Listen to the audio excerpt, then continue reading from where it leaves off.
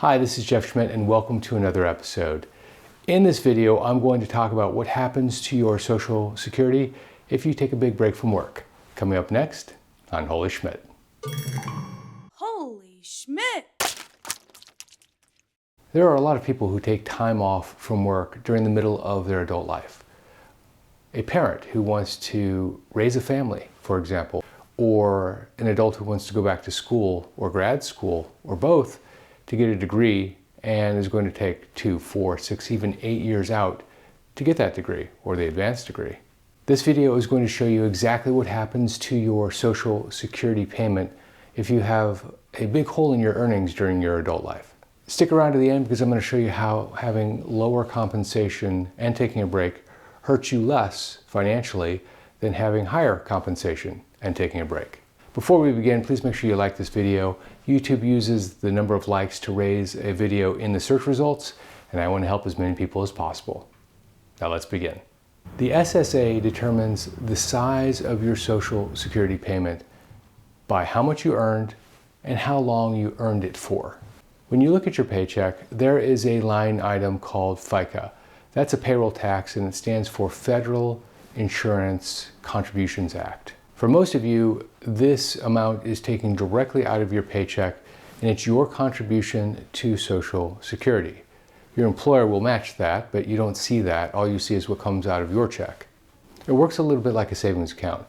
If you had FICA taken out for only a few years, your Social Security payment would be a lot less than if you had had FICA taken out for 30 or 35 years of work history or more. FICA looks like a savings account in another way too. Because it's a payroll tax, it's based on how much you earn. The more you earn, the more they take out. And the more they take out, the more you get paid at the end of your working career when you move into retirement. That's why someone who makes $60,000 a year gets paid more in Social Security than someone who makes $30,000 per year if they work the same number of years. Also, the ticket to the game, in order to qualify for Social Security at all, you need to have at least 40 Social Security credits. Now, what is a Social Security credit? A Social Security credit represents 1 quarter of work. And during that quarter, you earned $1,470 or more. You need 40 quarters, i.e. 10 years of work history in order to qualify for Social Security. They don't have to be 10 consecutive years. You could work 1 quarter on, 1 quarter off, 1 quarter on, 1 quarter off for 20 years and still qualify, but that's doing it the hard way. But remember, during that quarter, you need to earn $1,470. That threshold would have been lower in the past, but suffice to say, it's a pretty easy target to hit. So step number 1, before you do anything, is see how many Social Security credits you have. You can check with the SSA and they'll tell you, but the minimum you need is 40 credits. Now, the reason you came here. Over your lifetime, you'll earn various streams of income. The SSA needs to know one thing about all of those income streams, and that is what is your average monthly earnings in today's dollars for the income that you earned over your lifetime.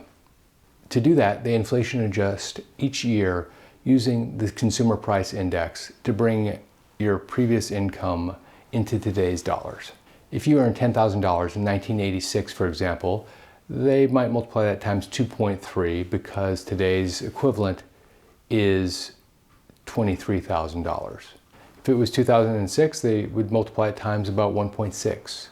You get the point. Your previous years are converted to the current year's purchasing power. Unless you're 61 or older, then they leave it at the amount that you earned. Once they've done this, there's one last step. It's to add it all up together, take your best 35 years of earnings and divide that number by 35. If you don't have 35 years of earnings, then they give you zeros for the years that you didn't work. And that is why you're here. It's this last point that is particularly problematic for someone who didn't work for part of their life, because if they don't have 35 years of work history, their payment's going to go down. But the good news is that there's a mitigant that's going to help you. It's called Bend Points. Bend Points gives people a lot less income at the higher level of average monthly income than they do at the lower level. Let me explain. In 2021, Social Security will give you 90% of your first $996 of average monthly earnings. They'll give you 32% of the next $5,006 of average monthly earnings and 15% for any amount over that.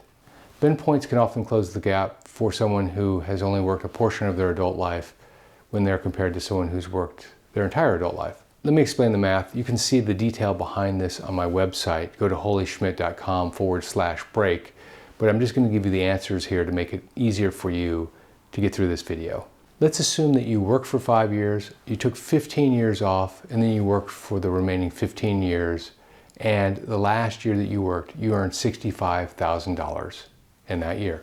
But let's also assume that every year before your last year was 2.5% less than the current year. We'll also assume that all of the information I'm going to give you is converted to today's dollars, so there's no need to add inflation or CPI.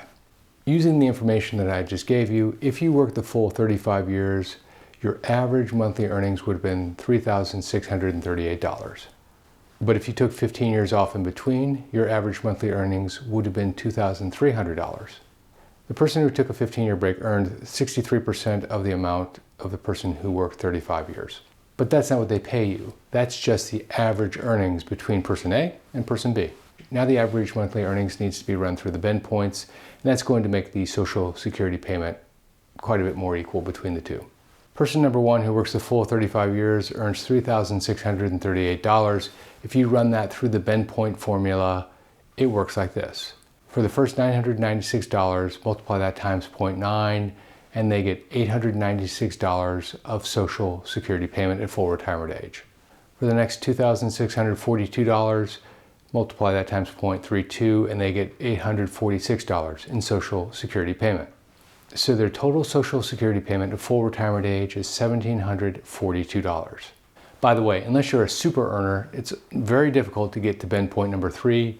You'd have to earn, on average, more than $6,002 per month, including the early years of your earnings history. Still, you can see that any earnings over $996, the multiplier is 1/3, roughly 1/3 of the first Ben point. So taking time off doesn't hurt you nearly as much as you would think it would. Let's talk about what happens when you take 15 years off. The second person earned an average monthly income of $2,300. Again, that's 63% of the average monthly income of the person who worked all the way through. Ben point number one, they get 996 times 0.9, that's 896, so nothing changes there. Ben point number two, the amount left is $1,314 times 0.32, that's $417. Their total Social Security payment is $1,313. So they took 15 years off. Their average monthly earnings was 63% of the person who worked all the way through, but the Social Security payment is 75% of the person who worked all the way through. But what if you didn't make $65,000, you made $40,000? Well, you get less from the SSA whether you work for 35 years or you work for 20 years. Because your Social Security payment is based on the amount that you earned during your lifetime. But I will say the two payments are closer together because of Ben points. And the reason is quite simple. Social Security is designed first and foremost to keep people out of poverty, not to keep people in a lifestyle that is luxurious. Let me explain how this works.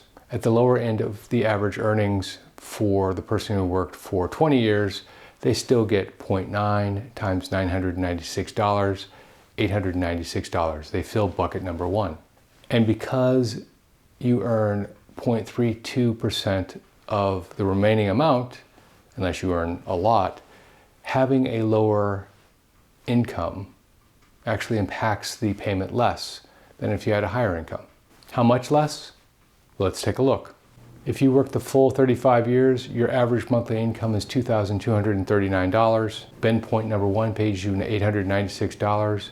Ben point number two pays you $1,246 times 0.32. That's $398. So the total Social Security payment for the person who worked for 35 years is $1,294.